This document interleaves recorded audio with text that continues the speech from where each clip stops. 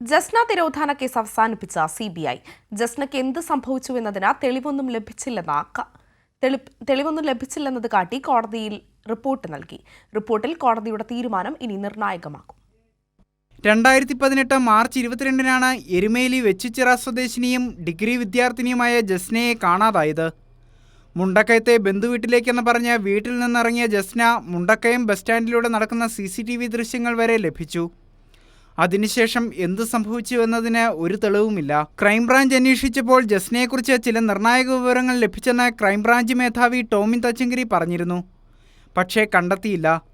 പിന്നാലെ CBI case ഏറ്റെടുത്തെങ്കിലും crime branch നിഗമനങ്ങൾ തള്ളി. തച്ചങ്കരി അവകാശപ്പെട്ടതുപോലെ നിർണായക തെളിവൊന്നും ലഭിച്ചില്ലെന്നാണ് CBI പറയുന്നത്. പൂജപ്പുര ജയിലിലെ തടവുകാരൻ നൽകിയ മൊഴിയായിരുന്നു CBI അന്വേഷണത്തിൽ പ്രതീക്ഷ നൽകിയത്.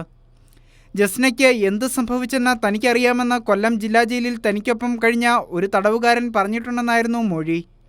പക്ഷേ ആ തടവുകാരനെ കണ്ടെത്താൻ ശ്രമിച്ചെങ്കിലും ഫലം കണ്ടില്ല.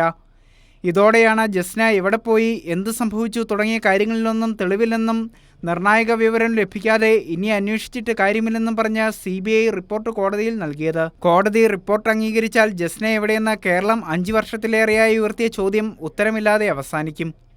കൈരളി ന്യൂസ്, തിരുവനന്തപുരം.